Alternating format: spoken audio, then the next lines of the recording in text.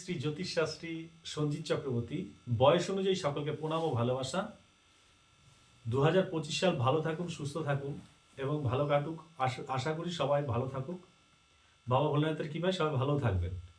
তো কিছু কিছু জিনিস দেখা যায়, বাড়িতে স্বামী স্ত্রীর মধ্যে বনিবনা হচ্ছে না এবং অর্থযশ হানি হচ্ছে, ধার দেনায় জর্জরিত হচ্ছেন, বা দেখা যাচ্ছে সন্তান আপনার অবাধ্য হচ্ছে।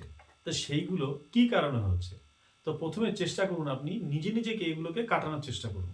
তো এইগুলো কাটানোর জন্য এই ডিস্টার্বগুলো কি কারণে আসে সেইগুলো একটু ফলো করলে দেখা যায় বাড়িতে হয়তো কোনো মাছওয়ালাকে ডেকে নিয়ে এসে মাছটা কাটানো হলো, ঠিক মতো সেই জায়গাটা পরিষ্কার করা হলো না, বা মাছের হাঁড়ি থেকে জল পড়ছে, ছিটে ফোঁটা পড়তে পড়তে যাচ্ছে।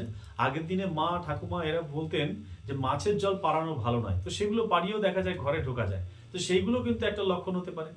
দ্বিতীয় হচ্ছে, দেখা যাচ্ছে যে বাড়ির আনাচে কোনাচে ঈশান কোণে, বেশি করে ঈশান কোণে দেখা যাচ্ছে ভারী জিনিস কিছু রাখা হচ্ছে। সেই ভারী জিনিস রাখা হচ্ছে এবং ড্রেন, নোংরা জল ওইদিকে ফেলা হচ্ছে, বাসন ধোয়া জল ঘরের থেকে কেউ বাসনপত্র ধুয়ে ছুঁড়ে দিচ্ছেন এবং সেই জলগুলো উঠোনের মধ্যে ফেলছেন। সেটাও একটা খারাপ লক্ষণ। সেইগুলো টানাটানির একটা মেন কারণ, ধার দেনার জর্জরিত হওয়ার মেন কারণ এগুলোও হতে পারে। সন্তান অবাধ্য হচ্ছে, দেখা যাচ্ছে সন্তানের যে জামা কাপড়গুলো রয়েছে সেই জামা কাপড়গুলো দিয়ে ঘর মোছা হচ্ছে। সন্তানের যে জামা কাপড়গুলো, সেই জামাগুলো দেখছেন যে ছোট হয়ে গেছে বা ছিঁড়ে গেছে, কি করবেন? তো সেই জামা কাপড়গুলো দেখা যাচ্ছে নিয়ে গিয়ে ঘর মোছার কাজে বা বাসনপত্র মোছার কাজে বা বাসন ধরার কাজে লাগানো হয়। তো দেখা যাচ্ছে সেই যে তাপটা, বাসনপত্র মাজার যে তাপ, সেই বাসনপত্র যে ধরার যে তাপটা লাগছে বাসনের জামা কাপড়ের মধ্যে, এর ফলে সন্তানেরও কিন্তু সেই তাপ তেজ বেড়ে যাচ্ছে। অতএব দেখতে হবে যে সন্তানের জামা কাপড় বা যে কোনো মানুষের জামা কাপড়, সেইগুলো দিয়ে উঠোন, ঘর, বারান্দা এগুলো না মোছাই ভালো। চেষ্টা রাখা যায় অন্য কোনো যে কোনো কাপড় চোপড়, পুরনো বস্ত্র থেকে এগুলো না করাই ভালো। যদি কোনো সিস্টেম অন্য কিছু থাকে সেগুলো প্রয়োগ করা যেতে পারে।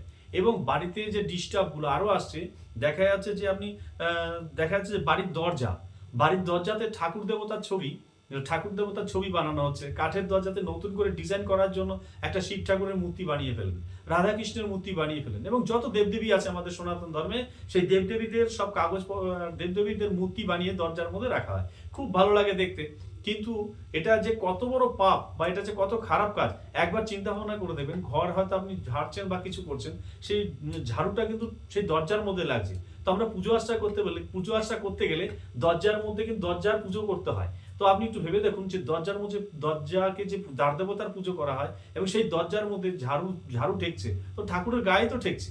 তো সেটা তো বড় একটা পাপ। সেগুলো কিন্তু ডিস্টার্বের একটা বড় কারণ হতে পারে। সংসারে অশান্তি, ঝুট ঝামেলা এগুলো হতে পারে। তো চেষ্টা রাখা যায় বা চেষ্টা করুন যাতে এইগুলো থেকে অ্যাভয়েড করা বা এইগুলো না করা, সংসারের সুখ সমৃদ্ধি ফিরে আসা। এবং যদি কারো টোটকা বা কিছু প্রয়োজন হয় অবশ্যই ফোন করুন, অবশ্যই সরাসরি ফোন করুন, অবশ্যই জানিয়ে দেবো। এবং দ্বিতীয়ত হচ্ছে, যদি বাড়িতে কারো মঙ্গল কামনা বা মাঙ্গলিক দোষ, এগুলো নিয়ে পরের ব্যাখ্যা আরও যাব। আর গ্লোব টিভি, সরাসরি গ্লোব টিভিতে সোমবার 3:10 দেখতে পাবেন আপনারা আমাকে লাইভ। গ্লোব টিভিতে 3:10 আপনারা দেখুন। আশা রাখা যায় আমার প্রোগ্রাম আপনাদের ভালো লাগবে। যদি ভালো লাগে অবশ্যই কমেন্ট করুন, শেয়ার করুন। আমি আবার আপনাদেরকে নতুন ভিডিও ছাড়ার জন্য প্রস্তুতি নেব। এবং ভালো থাকুন, সুস্থ থাকুন। নমস্কার।